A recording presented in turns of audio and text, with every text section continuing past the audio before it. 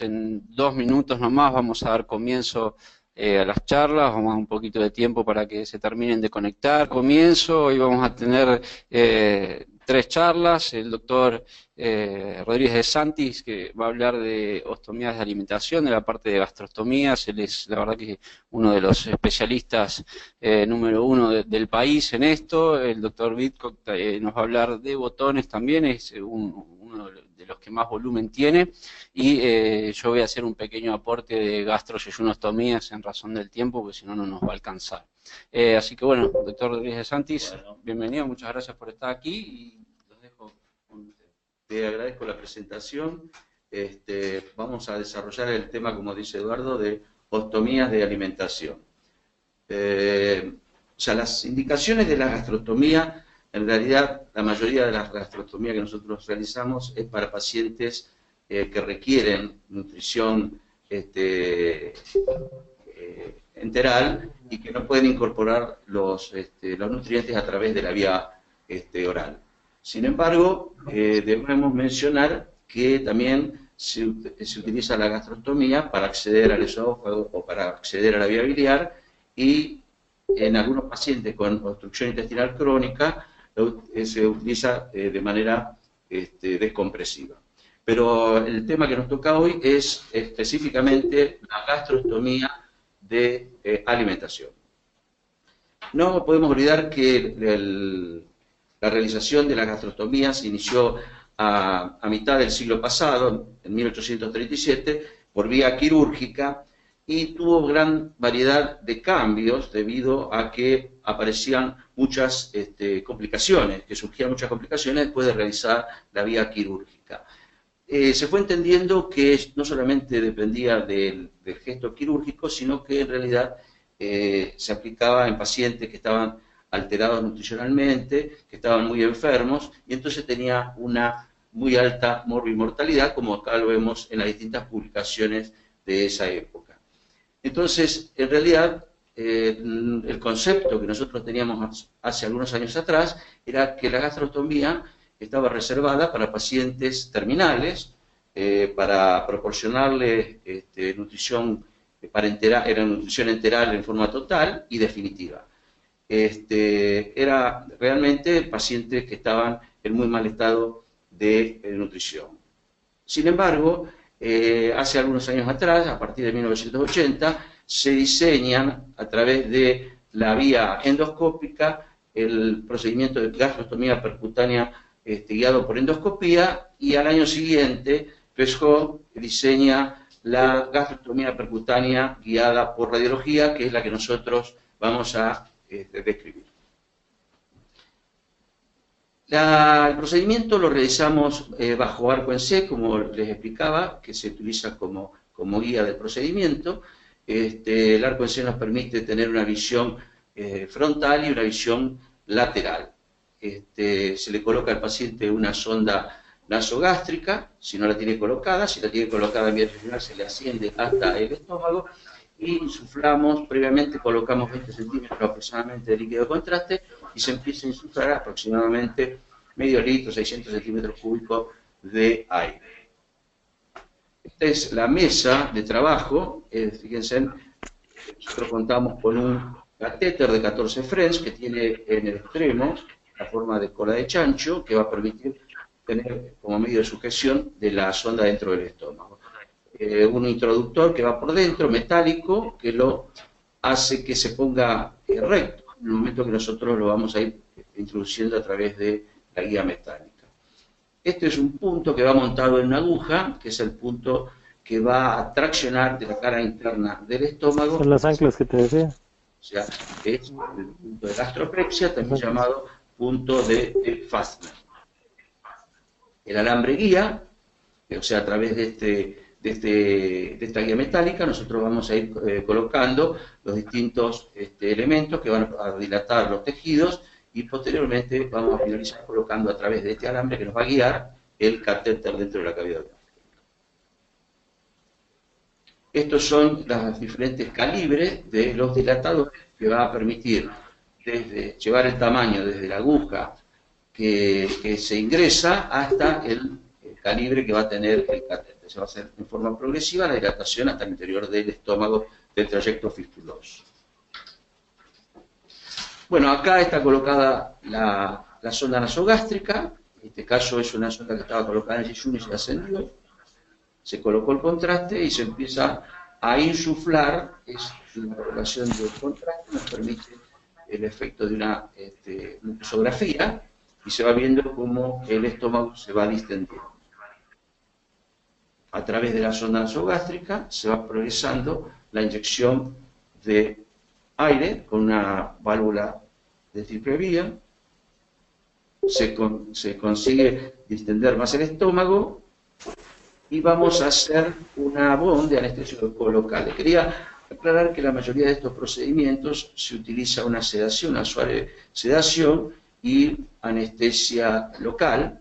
En algunos pacientes que están con algún problema de tipo neurológico, solamente con anestesia local efectuamos este procedimiento por debajo de la costilla izquierda y por fuera del recto para evitar la punción de los vasos epigástricos. Se hace una BOM más o menos de 3 centímetros que llega hasta el preperitoneo.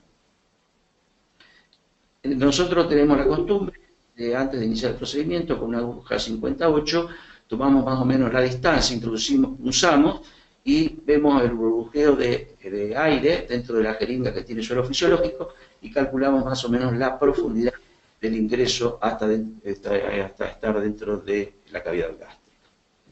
Acá se colocó el primer punto de gastropexia, que está fijando aproximadamente entre el tercio distal del estómago y un punto equidistante entre la curvatura menor y la curvatura mayor gástrica.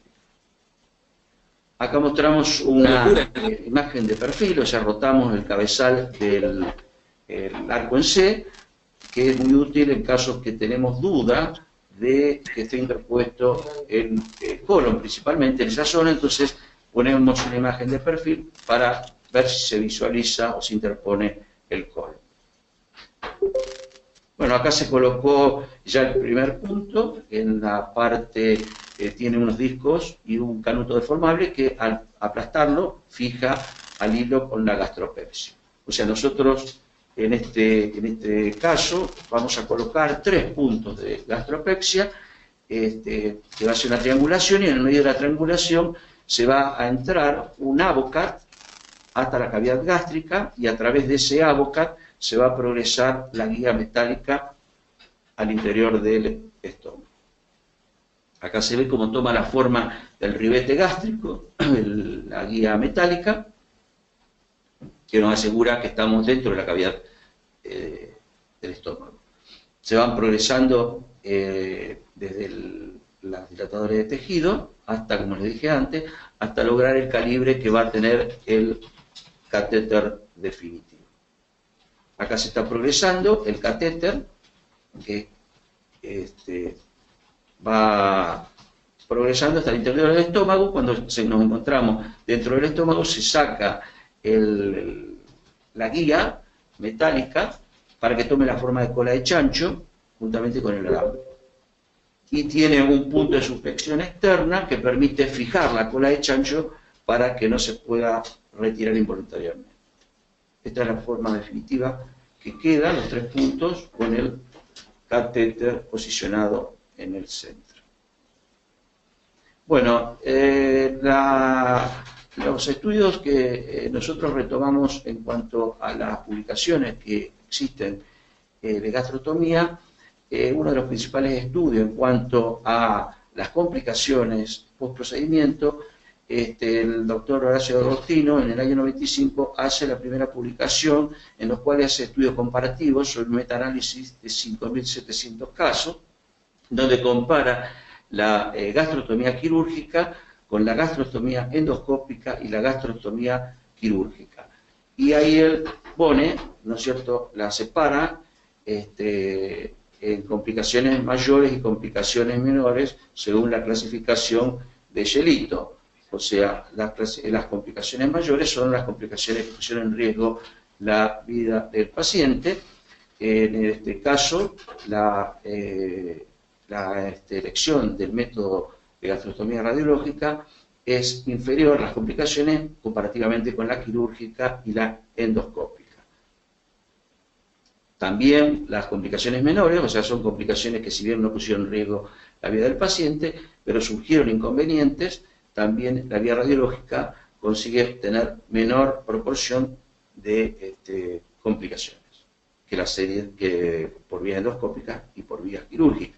Nosotros realizamos un estudio hace algunos años atrás en los cuales comparamos la gastrostomía de alimentación versus percutánea versus quirúrgica. Hicimos un trabajo randomizado, prospectivo, doble ciego, en donde el objetivo fue no solamente evaluar las complicaciones, sino obtener el beneficio y el costo agregado a la satisfacción. O sea, pusimos en juego la ecuación de costo, beneficio y satisfacción. O sea, tratamos de evaluar cuál era de las dos técnicas la que el mayor beneficio, o sea, la que menor complicaciones tenía al menor costo, y incluimos valorar la satisfacción, o sea, hicimos un análisis para ver la opinión del paciente o de la persona que lo asistía al paciente. Este es el diseño del análisis que nosotros realizamos, y el periodo del estudio, y los factores de exclusión que nosotros hicimos. Fue un trabajo hecho cooperativamente del Hospital Italiano Garibaldi de Rosario, juntamente con el Hospital Donación Santo Gianni de la Ciudad de Buenos Aires. Estratificamos para evaluar si las complicaciones podían estar en el grado de nutrición del paciente. Entonces, el paciente lo estratificamos según el grado nutricional, en bien nutrido y mal nutrido. Y después que se separaron los grupos, se hizo la aleatorización. O sea, cada paciente sacaba un sobre y ahí estaba designada la técnica que se iba a realizar. Acá mostramos los resultados de la población de los pacientes entre la gastrostomía percutánea y la quirúrgica, la enfermedad que motivaron la intervención,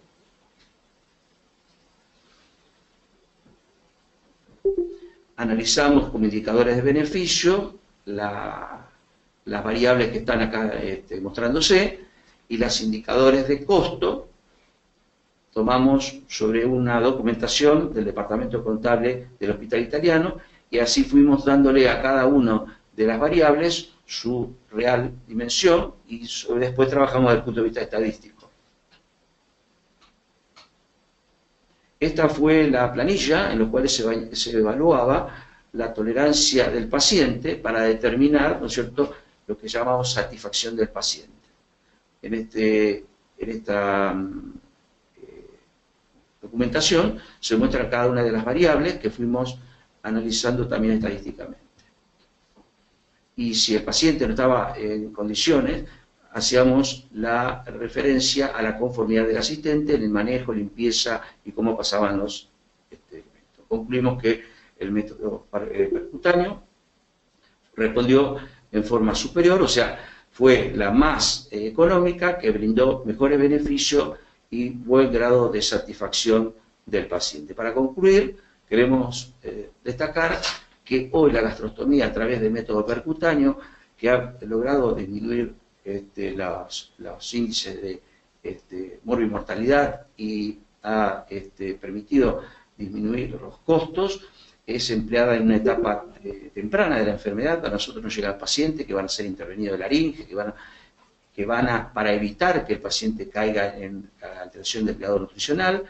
En pacientes, nos tocan pacientes psiquiátricos que no hacen una dieta oral suficiente, entonces como complemento, y también muchos pacientes nosotros lo manejamos en forma temporaria, totalmente diferente como se manejaba antes, que era en forma definitiva.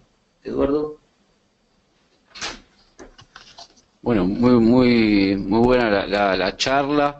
No sé si hay alguna pregunta ¿tenemos alguna pregunta? No, pero bueno, yo sí tengo preguntas, entonces vamos, así charlamos un poquitito.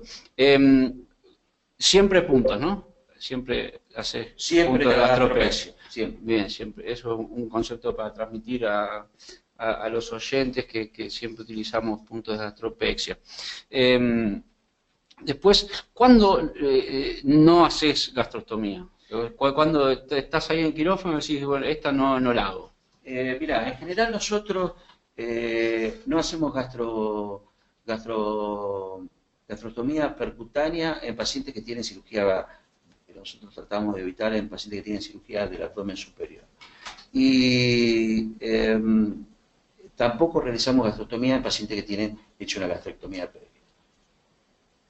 O sea, el tema de la gastrectomía a nosotros nos trajo dolor de cabeza, o sea, por el alto flujo que pasa a través de la cámara gástrica con filtraciones, entonces preferimos no realizarlo. Bien. Hay una pregunta, a ver. ¿Qué tenemos? ¿Qué aplicación tiene en pediatría? ¿Qué aplicación tiene la gastrostomía en pediatría? Preguntan. Bueno, nosotros no hacemos pacientes pediátricos, sí tenemos contacto con la gente del Garrahan que trabaja en pediatría y ellos la utilizan muy comúnmente en pacientes. O sea, la patología no la puedo referir porque yo no hago pacientes pediátricos, pero sí sé que ellos la utilizan muy habitualmente. Exacto, las indicaciones son muy similares a lo de los adultos, así que prácticamente no hay diferencia. Nada más el tamaño, son pequeños. Bueno, si el estómago no desciende por debajo del reborde costal, ¿qué hacemos? Bueno, a nosotros nos ha pasado, sobre todo los pacientes que tienen enfermedad neurológica infantil, o sea que son pacientes adultos, pero con enfermedad neurológica de larga data, que tienen alteraciones de la columna vertebral y generalmente el estómago está horizontalizado y se encuentra debajo del estómago, somos un poco rebeldes por el tema del reflujo gastroesofágico, de realizarlo. De todos modos, tenemos algunos casos en que hemos insuflado, el estómago ha descendido muy por arriba, muy por debajo del borde costal, pero el problema ha sido que después que le colocamos la sonda para colocar botones, se retrae y necesitamos botones muy largos para el trayecto, que es muy largo. Bueno. A ver, otra pregunta. ¿Por qué hacer una gastrostomía percutánea y no una endoscópica? Preguntan. Bueno, la vía endoscópica, Facundo Orozco. Bueno, Facundo, mira, o sea, el no hacer endoscópica, el que hace endoscópica es endoscópica. Nosotros hacemos percutánea, pero nos pasa que los gastroenterólogos nos llaman en casos que no pueden progresar lesiones esofágicas, en pacientes que tienen gran divertículo, entonces no pueden progresar, o sea, nos llaman a nosotros. Pero no hay una competencia, tiene sus limitaciones. Hay gente que endoscópica no le gusta por el tema, como hemos hablado con Gerardo muchas veces, de remontar en procesos malignos, remontar células. Hay gente que habla de que se remontan bacterias, gérmenes, ¿no es cierto? Entonces hay más posibilidad de infección del sitio de la punción. Pero son relativas las indicaciones en cuanto a una y la otra.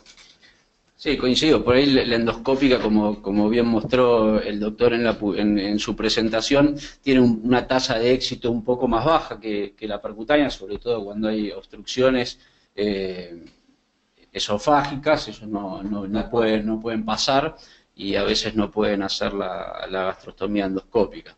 Tiene la ventaja que uno se irradia de medio. Doctor Rico. Nosotros, buenas noches a todos, ante todo. No, nosotros, nuestra experiencia es, si el esófago está permeable, decidimos hacer una gastrostomía endoscópica. Sí, muy bien dijo Gustavo, el hecho de hablar de estenosis esofágica nos lleva, bueno, a cambiar el formato o la guía. En ese caso usamos radioscópica.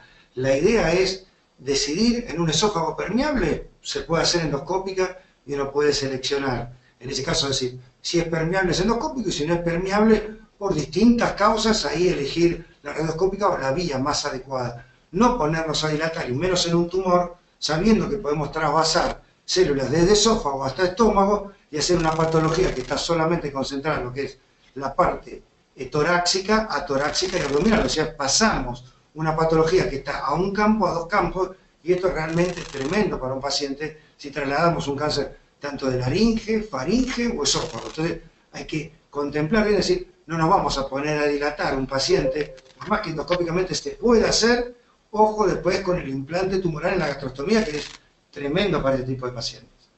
Y Gerardo, cuando haces endoscópica, ¿utilizás el set endoscópico o haces el set percutáneo con guía endoscópica?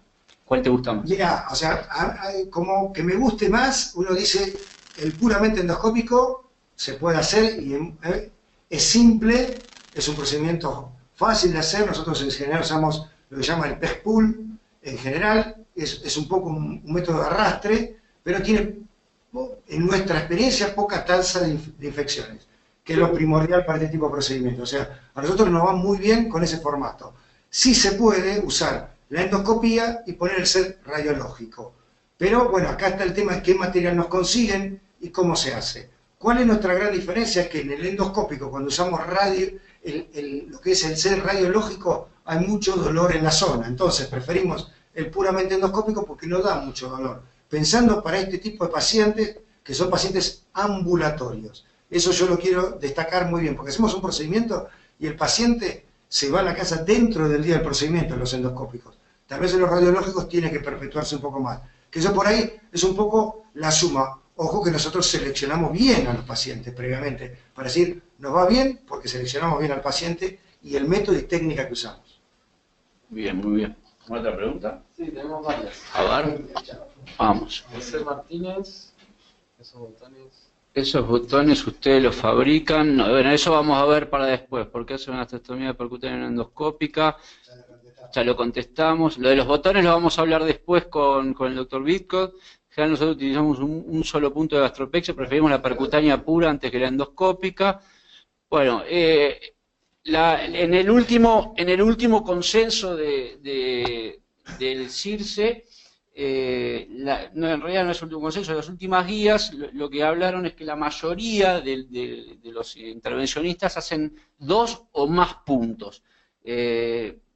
Sí hay, no hay un trabajo que diga si uno es más seguro que 2 o 3, lo que sí hay metaanálisis que demostraron que con puntos es más seguro que sin puntos. Por otro lado, una vez realizada, ¿a partir de qué momento se puede alimentar? ¿Comienza directamente con alimento? No. Nosotros después que hacemos el procedimiento, las primeras horas, vemos el débito del paciente, o sea, para asegurarnos que estamos dentro de la cavidad gástrica. Si hay dudas o no tiene débito, nosotros realizamos una inyección a través de la sonda de contraste y hacemos una radiografía justamente para estar seguro antes de pasarle la alimentación. Bien, preguntan ¿qué diámetro del catéter utilizamos habitualmente? Nosotros utilizamos el de 14 French, pero no hay inconveniente ahora con las dietas que vienen ya preparadas o que se preparan en polvo, pasar un catéter, poner un catéter más delgado. Pero de todos modos, o sea, uno de los problemas es que no se limpia bien el catéter y entonces tenga posibilidad de taparse. En general colocamos el 14 French. Bien. ¿Qué opinás de la técnica con ultrasonido? Hacer la gastrostomía guiada por ultrasonido. ¿Qué opinan? Gerardo hablo también, obviamente. De la ecográfica. Mira, nosotros tenemos una experiencia muy pequeña, tuvimos 2 casos en el hospital, no teníamos ni arco en C, ni la posibilidad de usar endoscopio, y bueno, hicimos la ecográfica más representada, lo recuerdo, en el Congreso Argentino de Cirugía. La idea de hacer una ecográfica, bueno, pusimos primero una sonda, tuvimos que poner líquido, hacer la interfase, no es tan simple, creo que hay que tener bastante experiencia, y ojo con el tema del colon interpuesto, que es un tema que también podemos discutir. Para este tipo de procedimientos es muy complejo, hay que tener bastante manejo, y creo que lo primordial acá es el primer punto de pexia, donde uno define realmente si es el estómago lo que está tomando o no, y hay que tener mucha experiencia en lo que es el manejo del ultrasonido para tener un buen procedimiento. En el tomográfico, por ahí no es algo dinámico, pero es mucho más simple si no tiene la posibilidad, ¿no? Sin duda. Además, recordar que estos pacientes son algunos pacientes que tienen reflujo, trastornos de la elusión, y para hacer la técnica por ultrasonido hay que insuflar el estómago con líquido, con lo cual necesitaría de una técnica anestésica ya no de una sedación, sino una anestesia general, lo cual ya lo convierte en un procedimiento más complejo que el radiológico o hacerlo por tomografía. Otra de las preguntas, ¿se puede usar esta técnica para yeyuno? Pregunta el auditor. Así, ¿se puede usar esta técnica en yeyuno? Endoscópicamente, si las condiciones se dan, ¿se puede? Pregunta. Nosotros O sea, una tenemos... yeyunostomía percutánea directa, ¿sí? Claro, Lo que está claro. preguntando. Claro. Bueno, si querés, yo lo que te puedo decir es que está en lo que es la teoría, está demostrado. Nosotros hemos hecho intentos de hacer yeyunostomía.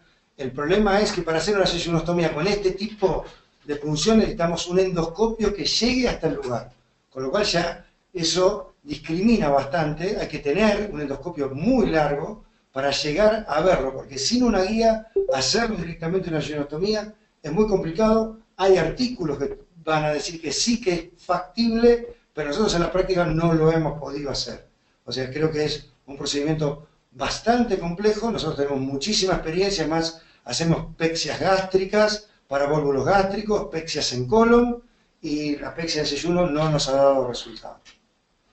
No sé vos, Gustavo. No, yo pienso exactamente igual que vos. O sea, si uno lo que quiere es alimentar al paciente con una vía yeyunar, lo hacemos directamente como van a hablar ustedes, o sea, la yeyunotomía transgástrica.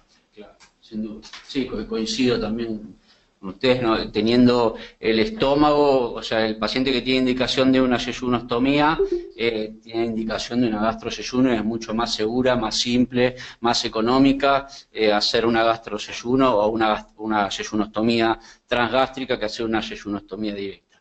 Y en aquellos pacientes que no se puede porque hay una contraindicación, creo que me parece más segura la técnica. Salvo que haya quedado marcado de una cirugía previa, pegado el asa a la pared abdominal anterior y marcado con clips, en ese caso ahí por ahí uno lo puede hacer, como acceder, por ejemplo, a un asa de hepático yeyuno, etc.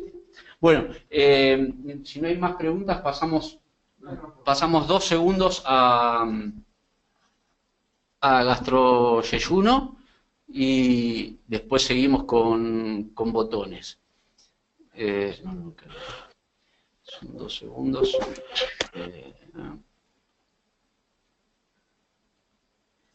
Un segundito. Ahí está.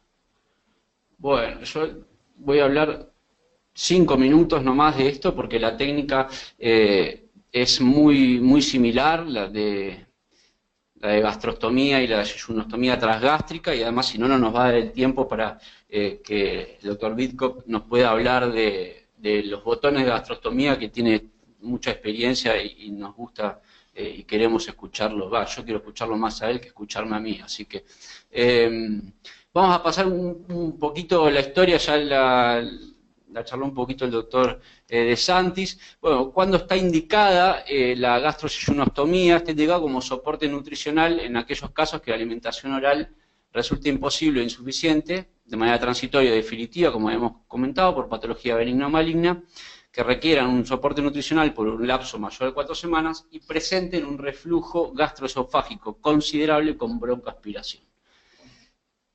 ¿Sí? O en aquellos pacientes en los cuales tenemos obstrucción duodenal, es otra indicación en donde el performance status es muy bajo y es muy malo y la sobrevida que esperamos del paciente es muy corta y no tendría indicación de stent duodenal, o que no pudimos pasar para colocar un stent duodenal, lo que a veces, sí pudimos pasar pero no tiene indicación, podemos colocar una gastroyeyuno para alimentación. Y la otra cosa que podemos hacer en aquellos pacientes que tienen gastroparesia, también podemos colocar una gastroyeyuno para también favorecer, distender el estómago, digamos. Bueno, esto es un poco las guías de calidad de la Sociedad Europea de Intervencionismo. Esto es lo que ya charló un poquito el doctor con respecto a las gastrostomías, lo que les contaba yo un poquito de... Uy, perdón.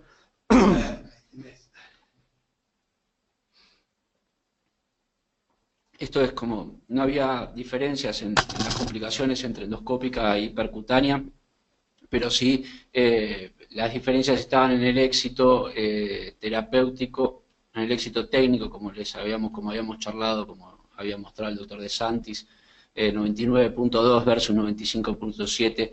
La verdad que la diferencia clínicamente no es tan significativa. Y la radiológica tiene un poquitito menos de complicaciones que la endoscópica. Este era otro metaanálisis que no encontraba diferencias. ¿Cuáles son las contraindicaciones? Bueno, un tumor gástrico infiltrativo difuso, trastornos de la pared gástrica, las gastrectomías o esofagectomía con reconstrucción, la interposición del colon transverso, la interposición del lóbulo hepático izquierdo, la obstrucción antropilórica o duodenal y las relativas son la ascitis y la hipertensión portal por el riesgo de sangrado. Los materiales son los mismos que utilizamos para la gastrostomía radiológica, pero además le sumamos los catéteres de gastroseyunostomía o de seyunostomía transgástrica. Acá en Argentina contamos con dos sets, uno es el set de Cook y el otro es el set de Kimberly-Clark.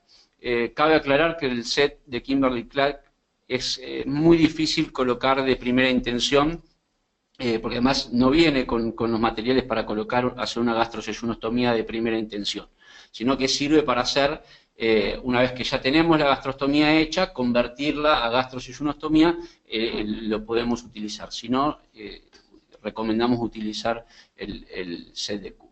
Esto es como armamos la mesa un poco, y la técnica es muy similar a la de gastrostomía. Esto es un poco, usamos también con sedación. Uy, se me pasó, perdón. Bueno, entonces hacemos la misma técnica que hacemos para la gastrostomía, con la diferencia que vamos a hacer la punción, en vez de dirigirla hacia el fondo gástrico, en este caso la vamos a dirigir hacia el píloro. Un tip técnico es no pegarse demasiado al píloro para hacer la punción, porque después nos queda poco trayecto de catéter dentro del estómago y complica el manejo para el vaciado gástrico.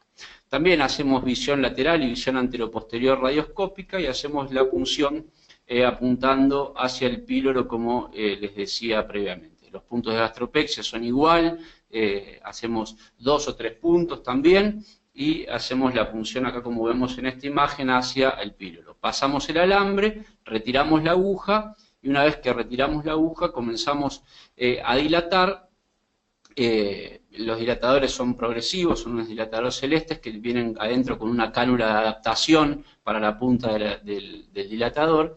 Y un detalle técnico que hacemos nosotros es con el dilatador tratar de dirigir el alambre hacia el píloro para darle mayor rigidez, para que no se vaya el alambre y haga todo un loop en el fondo del estómago, que eso complica mucho a la hora de pasar y de colocar el catéter. Entonces, colocamos el dilatador apuntando hacia el píloro y cuando llegamos al dilatador que trae el Pilleway, ahí nos permite pasar el catéter con tranquilidad, sin tener que andar peleando con un loop del alambre en estómago. Acá, como pueden ver en el ejemplo de esta imagen, ahí se ve el Pilleway casi en píloro y el catéter pasando por adentro.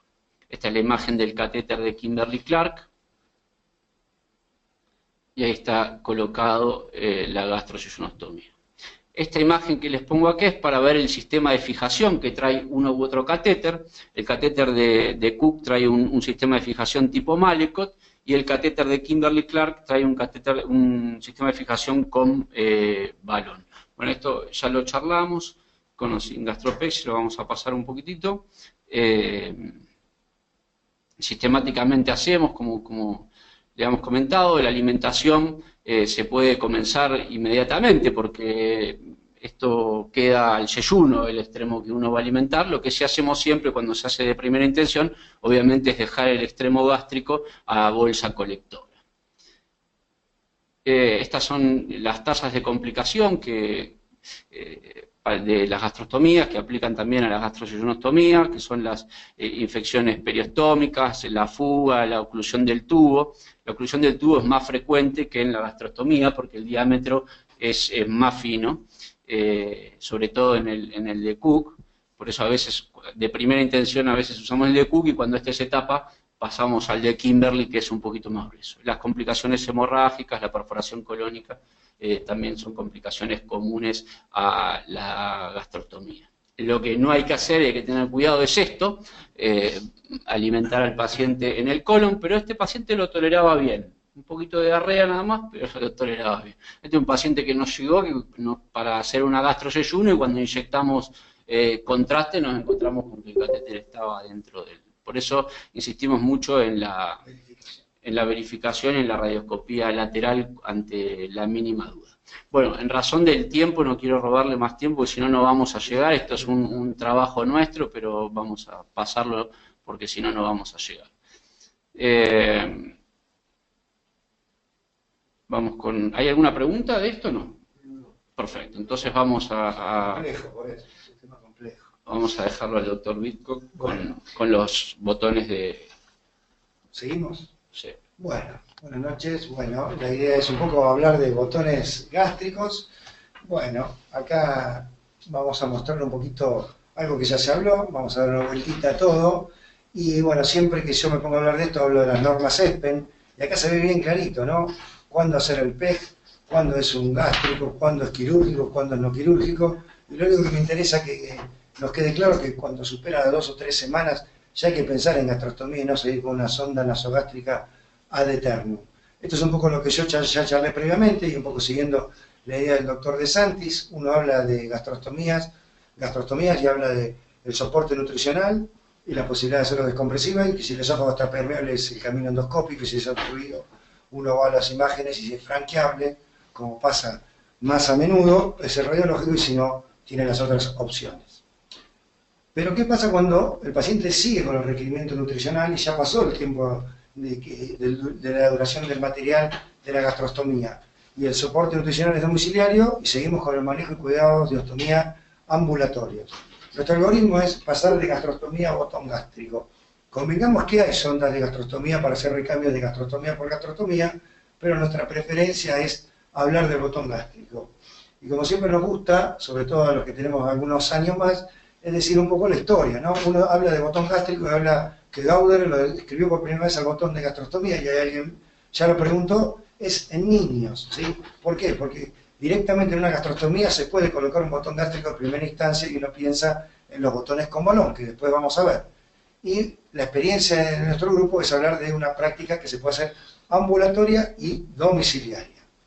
Cuando uno habla de botón de gastrostomía, ¿cuándo lo indica? Cuando hay una permanencia, como dijimos en la vía de alimentación. ¿Requiere gastrostomía previa? Podemos discutir eso. O el one step button. Después vamos a decir por qué nosotros preferimos la gastrostomía previa. Los beneficios de un botón gástrico es hablar en la ampliación en el diámetro de la ostomía. Obviamente esto no se puede hacer domiciliario. Esto sí, y hoy me volvió a suceder, la seguridad para el paciente y para el contexto. Los que están alrededor del paciente hablan del confort estético y el manejo nutricional mejor que una gastrostomía. Y la seguridad para los pacientes. Esto es muy importante tener en cuenta. Sobre todo que hoy está en boga lo que es lo paliativo y los cuidados domiciliarios. ¿Cuándo no poner un botón gástrico? Si hay trastorno de la pared abdominal posteriores a la gastrostomía, cuidado con esas gastrostomías que fueron quirúrgicas y después tienen una ventración. Es muy difícil pasar un botón gástrico. Guarda que hay pacientes que tienen un tumor esofágico, se hizo una gastrostomía y cuando nos piden poner un botón ya hay infiltración gástrica. Hay que tener cuidado. La obesidad de los pacientes. Recuerden los rangos de los botones. Se puede poner botones hasta 4,5. Hay algunos que tienen hasta 5 centímetros, pero más de eso no, y yo no sugiero más de 4 o 4,4. Tengan en cuenta también si hay otras patologías asociadas en la evolución de sus enfermedades de estos pacientes. Si tienen algo más, pregunten. El tránsito de estos pacientes. No podemos pasar una gastrostomía en botón gástrico libremente si hay una obstrucción distal, antropilórica o duodenal. Por eso, cuando seleccionamos el botón, tengamos en cuenta la edad del paciente. Si es un niño, un adulto, qué tipo de alimentación vamos a pasar. Ojo que hay pacientes exclusivamente que tienen gastrostomía para hidratación, ideal para pacientes para botón. ¿Qué tipo de preparación? Si es alimento, ¿cómo se va a infundir? Recuerden que todos los botones, después lo voy a charlar, tienen conectores, con lo cual hay que tener bien en claro cómo se va a infundir. Voy muy rápido, vamos bien, ¿no? Y la actividad física. Tengan en cuenta pacientes, hay muchos pacientes con gastrostomía que son jóvenes. El manejo de estos pacientes es importante, porque muchos de ellos tienen actividad física. Y nos van a pedir esto. Cuando hablamos de botón de gastrostomía, ¿qué tipo de materiales? Hay varios en el mercado, pero tenemos de poliuretano, de silicona y de aleación. ¿Cuál preferimos? El que se consiga es bueno, pero recuerden, el poliuretano da más dolor en el seguimiento de los pacientes y nos pueden decir. Por eso el de silicona es mejor para aquellos que nos pueden comprar. Y recuerden que si son pacientes que eventualmente tienen posibilidad de ir a pileta o de hacer otro tipo de actividad que se usan con parches, aquellos que tienen poliuretano, que vamos a ver con alguno, como yo digo, con algún tipo de casco en su entrada, es muy difícil de manejar, por lo cual es mejor un siliconado puro que queda pegado al piel. Después vamos a ver imágenes. Y acá tenemos lo que se llama set de conectores. Recuerden, un botón gástrico ideal viene con 3 conectores. ¿Por qué? Porque tienen distintas utilidades. Hay que saber usarlos. ¿Por qué? Porque no es libremente usamos un set de conector y después hacen cualquier cosa. Es muy simple. Hay 2 conectores para alimentar, que son uno que es directo y uno que es angulado, y uno de descompresión. No usar el de compresión o el de descompresión para alimentar a un paciente. Eso genera alteraciones dentro del botón gástrico que después no se resuelven más. ¿Qué seleccionamos? Bueno, cuando tengo que seleccionar en la técnica, me voy a referir específicamente al calibre del botón. Yo hablé que se puede ampliar el calibre, por supuesto que se puede ampliar. Por eso, en una gastrostomía endoscópica que uno elige un 20 o un 24 French, podemos pasar un botón similar. Si tenemos uno de 14, podemos ampliar el calibre. Cuidado con las dilataciones, ¿sí? Hay que tener en cuenta los tiempos de ¿qué? Del trayecto. ¿Por qué? Porque ese trayecto gastrocutáneo, cuando lo dilatemos y pongamos un botón, tiene que estar óptimo. ¿Y qué nos tenemos que fijar? En el estado nutricional del paciente. ¿Por qué? Porque si el paciente, la pregunta es simple, y esto es como que dice, tener un secreto. Si el paciente no mejoró nutricionalmente de que se hizo la gastrostomía a que se deterioró, muy difícil poner un botón gástrico. ¿Por qué? Porque ese trayecto de alguna manera no está totalmente consolidado. Y si uno va a hacer una técnica sin tener un buen apoyo radiológico y lo quiere hacer en forma directa, muy posiblemente se le descuelgue el estómago. Y esto puede llegar a ser mortal. Entonces hay que tener en cuenta, si el paciente mejoró nutricionalmente, tengamos en cuenta para tener bien medido el calibre, qué cosa el largo y el ancho del botón. ¿De qué forma? Se puede hacer ambulatorio, siempre lo hacemos ambulatorio. Es raro en un paciente internado que requiera un botón gástrico. Habitualmente lo hacemos ambulatorio, hacemos el recambio, lo hacemos con 2 horas de ayuno y nuestra experiencia hasta se puede hacer domiciliario en pacientes seleccionados. ¿Por qué lo digo? Porque esto es muy importante. Si seleccionamos bien el paciente nos va a ir bien, si no vamos a tener muchos problemas. Y el que no se puede hacer en quirófano, con anestesia. ¿Por qué? Porque no todos los pacientes toleran el dolor que genera y el disconfort. Es segundos el recambio, pero eso puede generar un dolor mayor. Acá tenemos los botones, los de tipo de balón. Acá hay un dibujo donde se ve muy bien, arriba hay una foto, y este recambio es como recambiar un botón, o sea, una sonda de gastrostomía por un botón. Es como colocar una folia, para que ustedes lo tengan en cuenta. Pero ¿cuál es lo más importante aquí? Es medir. Si uno mide mal el trayecto, este botón no entra. Lo más probable es que si lo ponen y el botón les llega a quedar corto, se va a salir solo o se pincha el balón. Y si les queda largo, les va a filtrar la gastrostomía y ahí empiezan los problemas. Si no, queda como la foto que se ve abajo, queda perfecto, bien pegado a la piel. Si son sin balón, acá se ve perfecto, un botón. En la manito se ve cómo se debe de formar lo que se llama el mushroom, o el honguito, o lo que va dentro de la pared gástrica. Ahí se ve cómo queda perfecto en este dibujo. Es muy difícil una foto de esto o mostrar un procedimiento de esto. ¿Por qué? Porque son segundos la introducción. La deformación es primordial, si no se deforma bien. Si uno tiene que traccionar con mucha fuerza porque decidió dilatar con el botón un trayecto, tenga en cuenta que la punta, como se ve ahí, sobre todo en la de derecha, que es metálico, uno al hacer presión puede perforar la punta del botón y se terminó el material. Ahí se ve cómo queda alojado uno de silicona, y ahí se ve cómo queda la conexión. Yo les voy a mostrar una experiencia, fíjense una gran diferencia, ¿no? ¿Cuántos botones de gastrostomía? Opa, se pasó rápido. ¿Cuántos botones de gastrostomía? Esto está yendo para adelante volando. ¿Cuántos botones de gastrostomía hemos podido colocar en lo que es, se enloqueció la máquina, en lo que es ahí está, en lo que es la técnica en el hospital? Fíjense, nosotros acá colocamos 72 en lo que es en el hospital y 512 en lo que es la práctica ambulatoria. ¿Por qué? Por una diferencia de costos. De los 72 que pudimos colocar, está costando bastante verlo, hay alguna acá, bueno, me voy a quedar con la imagen anterior, si la puedo mostrar porque esto era interesante. Acá tenemos forma, bueno, no se va a ver lamentablemente, no importa. No, sí, Ahora, no, fíjate, no, porque la idea es un arreglamos poco 2 segundos. demostrar que en el hospital hemos colocado botones después de gastrostomías quirúrgicas, que es factible, ahí se ve bien, gracias. Que ahí se ve lo que es en gastrostomía quirúrgica. Y el diagnóstico de estos pacientes es sobre todo de cáncer esofágico. ¿Por qué es importante esto? Porque los pacientes viven más de un año y pueden pasar de sondas de 14 French a botones de 18 French haciendo la dilatación. Sobre estos pacientes lo hacemos en general por una disponibilidad, la posibilidad de hacerlo radiológico. Distinto, ojalá no se me pase muy rápido, ahí está. No le des enter porque lo tenés automático. Ahí está. Bueno, acá la experiencia, esta es la experiencia fuera del hospital, acá tenemos 512 pacientes en 10 años, y fíjense, el paciente cambió, no es el cáncer esofágico, es sobre todo el neurológico. Y acá sí podemos colocar botones de mayor calibre, y estos son los que hacemos habitualmente en seleccionados, los que hacemos ambulatorios domiciliarios, seleccionando al paciente con el tema del dolor, sobre todo, y mirando, sobre todo, el tema nutricional. Y fíjense, hay pacientes con segundo procedimiento, o sea que llamamos por el segundo botón, el tercer botón, y hay pacientes que están ya con nosotros hace más de 6 años, o sea, ya tenemos más de 6 botones colocados. Y seguimos con pacientes con gastrostomía, y después de eso con 6 botones gástricos. Lo digo porque uno piensa que termina ahí el tema. Bueno, esto es un tema que me interesa mucho, no sé cómo estoy con los tiempos, Bien. pero hablando de complicaciones. ¿Por qué lo digo? Ahí, como vos decías, se pasa rápido, ¿no? Claro, porque lo tenés automático y si le das es que te conviene. Bueno, Sacar. bueno, hablar un poco de complicaciones. Ponela directa la diapo, si entra directa, ideal. Bueno. Ahí pasan todas. ¿Sí? ¿Pasan todas? Dale un enter. ¿Por qué hablar de complicaciones? Si lo pone así se ve bien igual, ¿eh? ¿O querés verlo más grande la Bueno, pero ¿por qué vuelve atrás? ¿Viste? No sé. Ahí está. Ahí está. Dale nomás. Ya está, listo. Esperemos que no se pase. Bueno. ¿Viste? Se nos volvió a pasar. No, ¿viste? Estaba con el formato. No, ¿por qué hablar de complicaciones? Bueno, un poco el tema de las complicaciones es importante, lo que yo les comenté. Hay que tomar bien la medida del botón. Ahí, cuando uno habla de dislocación, habla de un botón que quedó corto, ¿sí? O el paciente es un obeso que cuando se pide el material, uno solicita el material y queda el botón más corto cuando lo recibe.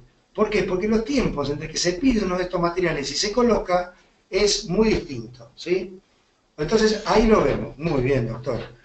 Ahí lo vemos lo que se llama dislocación.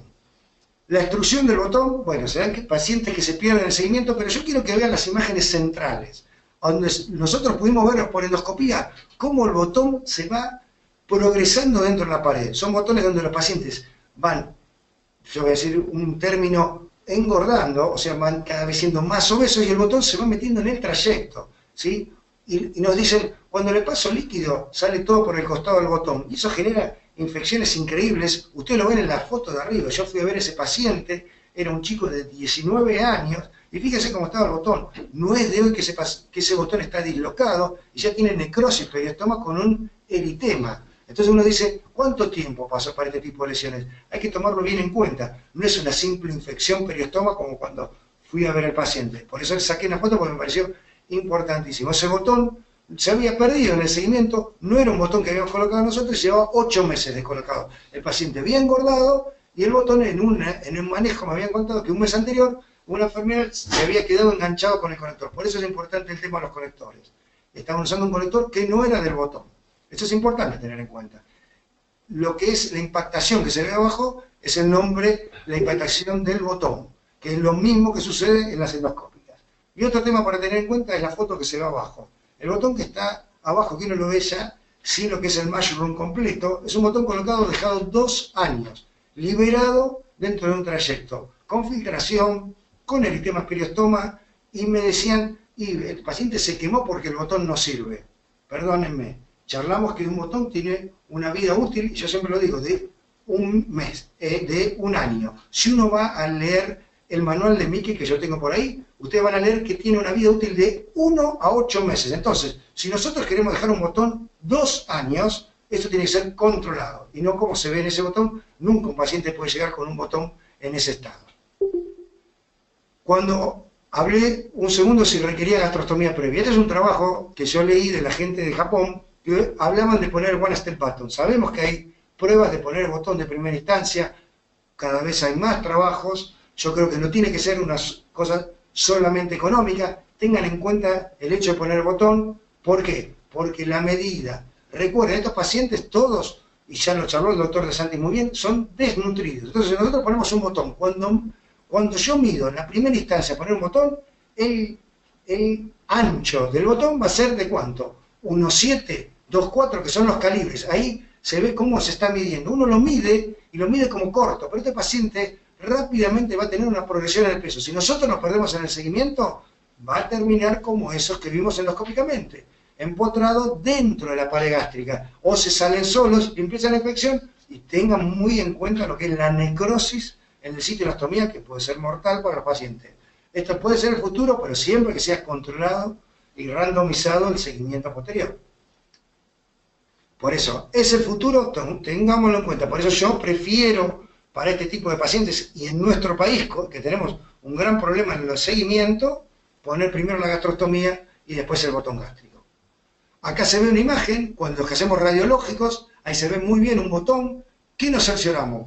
Muy bien dijo hace un ratito el doctor Houghton. ¿Por qué? Primer paso, a este paciente le habían puesto el botón afuera y apareció en el hospital para un recambio de botón. ¿Qué es lo primero que tenemos que hacer? El botón está colocado en el estómago, está bien colocado, porque hemos tenido sorpresas. Y ahí lo mostró el doctor Houghton. Fue a ver una gastrostomía y era una colostomía. Cuidado con los botones mal emplazados, después o no se pueden sacar, o están muy adheridos. Y yo siempre digo, es raro que en un paciente, en un seguimiento, hagamos un cambio. Entonces lo que tenemos que hacer es controlarlo y cerciorarnos bien dónde está ese botón. Y otro tema es, ¿el botón se puede retirar? Sí, hay algunos pacientes que hicimos la gastrostomía a los 4 meses eunutridos, pasamos a botón y fíjense cómo queda, no queda ni marca, queda como una zona umbilicada mínima. Ese paciente tuvo un botón colocado después de una gastrostomía a los 4 meses, un botón 4 meses, mejoría total de una disglusia neurológica por un ACV, paciente joven, y ahí lo ven, no le quedó casi lesión, paciente totalmente agradecido, y no quería usar más la gastrostomía, obviamente. ¿Pasa a la siguiente, doctor? Porque estamos en rango, ¿no? Estamos cerca, yo no quiero que todo el mundo esté pensando en la pelota y en Argentina, yo no quiero ser muy molesto, pero bueno, esto es todo, estoy para las preguntas que necesiten. Bueno, muchísimas gracias, muy buena la charla. No sé si tenemos alguna pregunta del auditorio virtual, como le llamo yo. Por ahora nada, bueno, yo sí, para variar. Para variar. ¿Cuánto tiempo desde la gastrostomía hasta el botón? Nosotros habitualmente, por los temas que yo comenté previamente, esperamos aproximadamente, no está estipulado, pero esperamos 4 meses. Nosotros en general esperamos 4 meses. Creemos que es el tiempo ideal.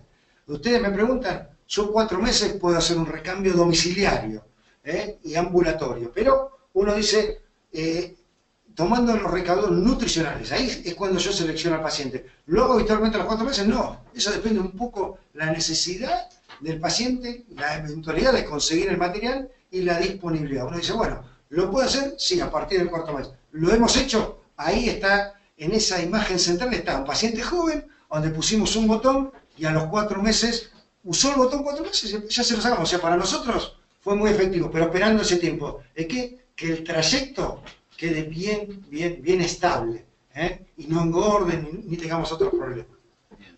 Bueno, ahí nosotros hacemos algo un poco diferente, vos sabés, ya lo sabemos. Nosotros esperamos 2 meses y hacemos siempre en quirófano, ¿no?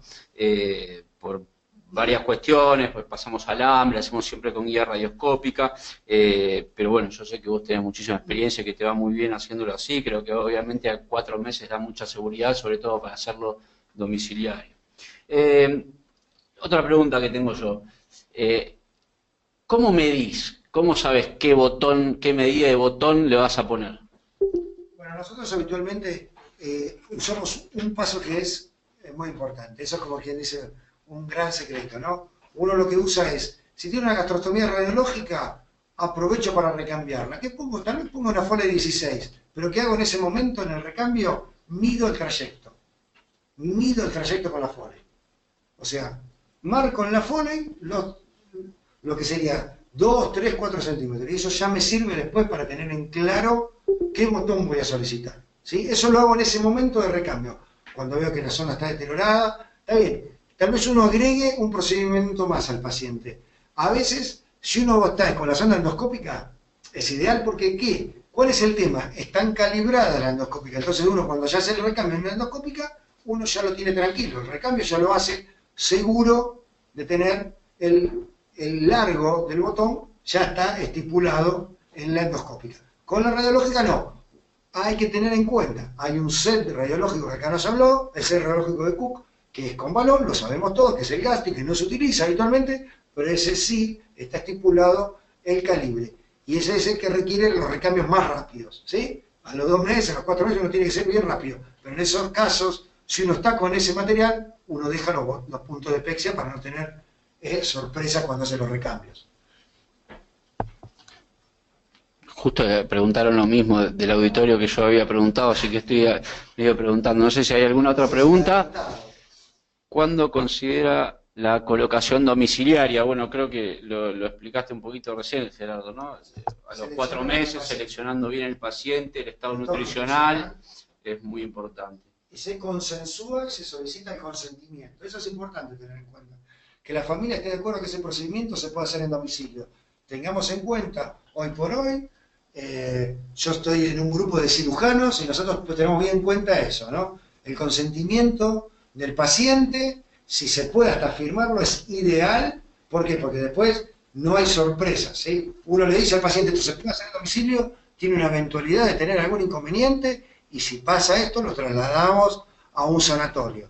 La posibilidad de que nos pase esto es mínima. Yo ahí no puse nuestra tasa de complicaciones, pero nuestro éxito para este tipo de cosas, si uno ve, de los 512 pacientes, nosotros tuvimos 3 pacientes que tuvimos que trasladar a sanatorio, con lo cual fue bastante buena. Y en 2 casos no pudimos poner el botón y lo pasamos a Foley. En el momento, está bien, ustedes me dirán, ¿y cómo se da cuenta? Es muy complejo, pero uno cuando ve que no puede colocar el botón, directamente pone la Foley, no se puede hacer en el domicilio, y no es un fracaso, es que eso no está bien trazado, el trayecto tiene que decir, bueno, esto no se pudo, se puede hacer de otra manera. Y con la familia se dice, siga con la gastrostomía, me llaman a la ventilidad las primeras 24 horas, y después se hace en un quirófano, y no hay ningún problema. ¿Por qué? Porque el paciente quedó con la gastrostomía y no lo tuvo que movilizar ni correr en una urgencia. Fíjense que en 512, 3 complicaciones, creo que es un procedimiento que, bueno, en manos con experiencia se puede llevar a cabo. Preguntan si la medida viene en el kit, una de las preguntas del auditorio, y Helmut me dice que era la pregunta de él desde Paraguay, pero bueno, un poco también yo pregunto cosas que se le pueden ir ocurriendo a la gente. La medida viene en el kit, Gerardo. Hay un medidor en el kit. El problema del medidor que viene en el kit es muy complicado. O sea, uno, si quiere poner un botón en primera instancia, uno no tiene la posibilidad de tener todos los botones. Entonces el medidor que nos viene en el kit puede, primero es muy difícil de poner el trayecto. Segundo, nunca uno está totalmente seguro que lo que yo llamo como que tiene como un palito de golf, la parte esa en L, llegue hasta lo que es la pared gástrica. Y después recuerden cómo es el estómago por dentro. Eso es muy importante. Para los que tenemos algo de experiencia en endoscopía, uno tal vez esté en un lugar, como yo siempre digo, una rugosidad gástrica, y tomamos una medida más larga o una medida más corta. Y eso, para el botón, no sirven mucho esos palitos. El único medidor bueno que en la Argentina yo he tenido la suerte de probar es el Entristar. Pero el Entristar en la Argentina no entra más, lamentablemente. Y en Estados Unidos está discontinuado. Es un muy buen botón, tiene un medidor que es un paraguas cuando se pone dentro del trayecto y uno consigue tener la medida exacta del trayecto. Pero bueno, poner un medidor de Entristar es un botón que hoy por hoy, hablando en pesos, en nuestro país estaría costando alrededor de 9.500 a 11.000 pesos, con lo cual es casi imposible de tener en cuenta. Gerardo, pregunta el doctor Acuafresca, ¿cómo sabés en el domicilio para dónde va el trayecto? ¿Colocás un dilatador? ¿Cómo haces sin radioscopía? Muy buena pregunta, porque no siempre la gastrostomía la decimos nosotros. Nosotros sabemos, nuestro formato de gastrostomía, nosotros habitualmente la hacemos bien perpendicular. siguiendo un poco la idea de algo que comentó Gustavo de Santis, en la visión no tiene la posibilidad de hacerlo bien, pero a pesar de eso, cuando los pacientes engordan, algunos trayectos se ponen oblicuos. ¿Qué hacemos cuando retiramos el botón? Nosotros siempre tenemos lo que se llama o un dilatador, bien como dijo acá Fresca, del mismo calibre lo que vamos a colocar, o eventualmente uno de los mismos introductores de botón, y ahí nos da la pauta de cómo tenemos que ejercer la presión para seguir el trayecto y no equivocarnos. ¿Puede surgir? Sí. Si nos pasa eso, no tenemos que seguir haciendo tracción perpendicular si el trayecto es oblicuo, y viceversa. Si nosotros lo vemos oblicuo, no tenemos que hacerlo perpendicular. Entonces, eso es importante. ¿Por qué? Porque si lastimamos el trayecto, no hay posibilidad de que entre el botón. Eso nos da la experiencia también. ¿Qué más tenemos por ahí? Saludo acá a Fresca, si está por ahí. Helmut, tenemos una especie de telepatía con Helmut de Paraguay, porque le iba a preguntar lo mismo. Helmut pregunta, ¿qué botón preferís? ¿Con balón? ¿Sin balón? Bueno, la cosa es casi clara, ¿no? O sea, para los pacientes donde uno evalúa el grado del dolor, si el dolor, uno ve los pacientes, cuando lo ve, habla con la familia y le dice, no, es un paciente con mucho dolor, y uno está dispuesto a hacer la práctica domiciliaria, directamente en pacientes con un bajo nivel de analgesia, directamente pone un botón con balón, porque está seguro que no va a tener dolor. Y en pediátricos yo pongo botones con balón. Yo tengo pacientes pediátricos seleccionados, de 14 a 18 años, habitualmente pongo balón. Y tengan cuidado que esos pacientes van creciendo rápidamente y esos botones tienen corta duración. Entonces, ¿qué pone? Un botón que se ajuste para ese paciente, pero ya sabe que a los 4, 6 meses lo está recambiando. Y para los que son adultos, prefiero sin balón. ¿Por qué? Recuerden los pacientes neurológicos, la posibilidad de arrancárselo, no hay que dejarlos con conectores, y esos pacientes son los mejores para un botón. Como yo les dije, si son pacientes con actividad física, el botón con silicona es ideal. ¿Pero por qué? Porque tiene poca movilidad.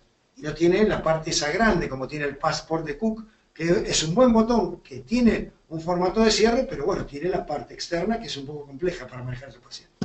Bien, otra pregunta. Un poco para los dos, porque esto más los puntos de Pexia son más para el doctor De Santi, porque él hizo la charla de gastro, ¿no? Porque usted no la pueda contestar.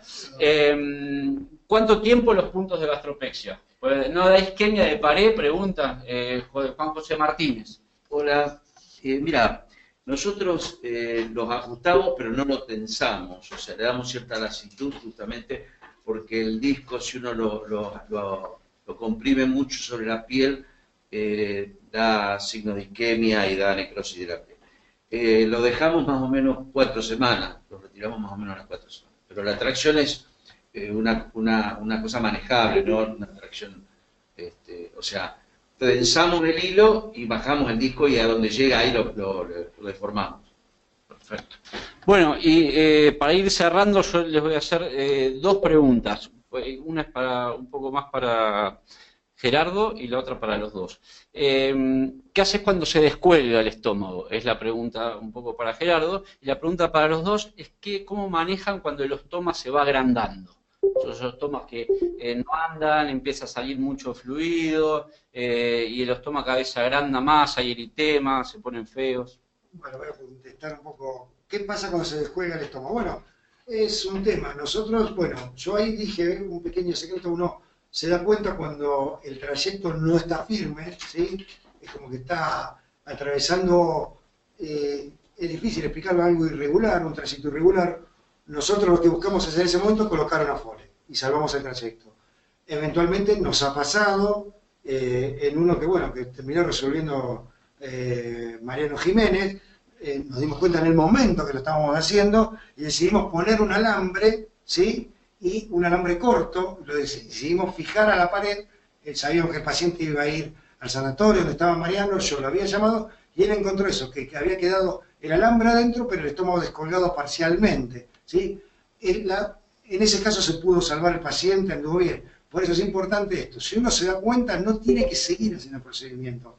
Nosotros somos un poco empecinarnos y terminar lo que nos pusimos en la cabeza de hacer. Si uno está notando eso, pasar una Foley, por más que reduzca el calibre, pero nunca perder el trayecto. Y si a uno le queda dudas, como me pasó en uno de los casos, es acompañarlo, ir hasta el sanatorio o eventualmente si tiene la posibilidad, como me pasó por suerte en un lugar, tenía un lugar cerca de radioscopía, lo llevamos, pusimos contraste por el trayecto, lo vimos, estábamos bien adentro del estómago, y siguió con Foley, y ¿saben qué hicimos? Pusimos punto de gastropexia y volvimos a fijar el trayecto. Con respecto a la segunda pregunta que vos hiciste, o sea, en general, cuando empieza a filtrar, lo que nosotros hacemos no es lo que la mayoría de la gente vemos que hace, que pone cada vez más grueso y cada vez lo agranda más. Nosotros retiramos el catéter y lo dejamos varias horas con un tapón de gasa, y es increíble cómo se va cerrando el sitio ese y colocamos en la misma sonda que tenía colocada. En lo que quiero hacer que viene a la pregunta tuya. Si un paciente tiene hecha una gastrotomía, funcionó, recompuso su tránsito intestinal, su deglución, el paciente se deja el botón cerrado, por supuesto, llega un momento que uno lo retira y ahí queda una cicatriz. Entonces, nosotros lo que no hacemos es ingresar por el sitio de la cicatriz, pensando que ahí en ese lugar está bien hecha la gastropepsia. Nos ha ocurrido que ahí es donde más se nos agranda, con el correr del tiempo, digamos, empieza a filtrar. Nosotros hacemos lo que hacemos normalmente, como te dije recién, retiramos el tubo y es increíble, no cierra ese orificio, no se adapta, al contrario, es como que se va agrandando, ¿no? O sea, nosotros entramos por otro sitio. Bien. Si querés, y tenemos un segundo, la idea, estoy totalmente de acuerdo, no es poner sondas más gruesas, al contrario, es tratar de salvar el trayecto. Hay que explicarle bien a la gente que pueden haber filtraciones periostomas, que no son sistemas totalmente cerrados.